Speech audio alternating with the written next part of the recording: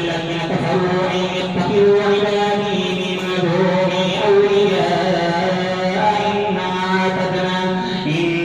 أعتدنا جهنم للكافرين نزلا قل هل ننبئكم بالأخسرين أعمالا الذين ضل سعيهم في الحياة الدنيا وهم يحسبون أنهم يحسنون صنعا أولئك الذين كفروا بآيات ربهم ولقائه فحبطت أعمالهم فلا نقيم لهم يوم القيامة وزنا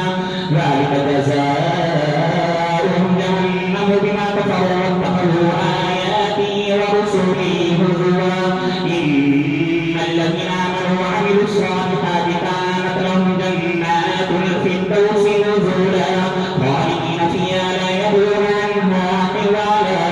قل لو كان البحر مدادا لكلمات ربي لنفد البحر قبل أن تنفد كلمات ربي ولو جئنا بمثله مددا قل إنما أنا بشر مثلكم يوحى إلي أنما إلهكم إله واحد فمن كان يرجو لقاء ربه فليعمل عملا صالحا ولا يشرك بعبادة ربه أحدا الله أكبر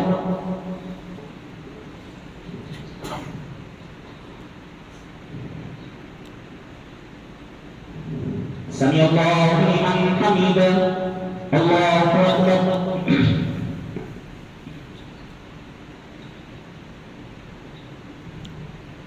الله أكبر الله أكبر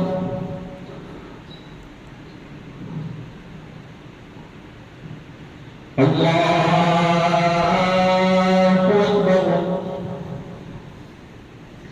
الحمد لله رب العالمين الرحمن الرحيم مالك يوم الدين إياك نعبد وإياك نستعين اهدنا الصراط المستقيم صراط الذين أنعمت عليهم غير المغضوب عليهم ولا الضالين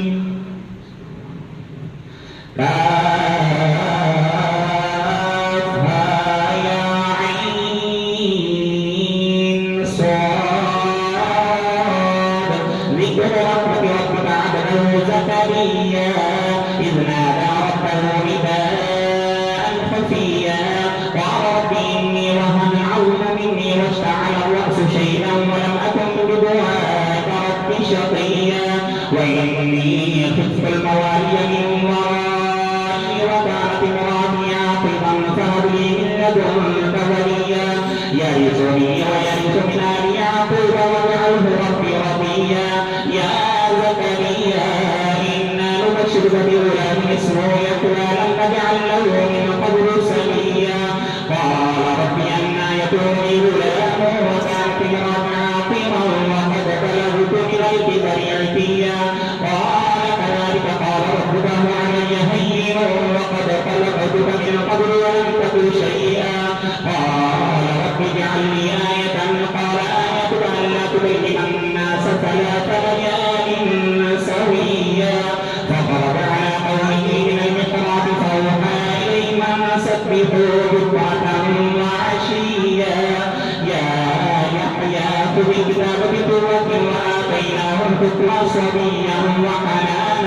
وحنانا من لدنا وزكاة وكان تقيا وبرا بوالديه ولم يكن جبارا عصيا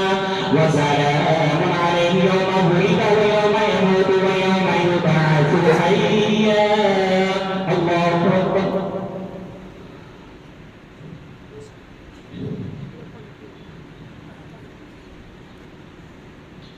سمع الله لمن حمده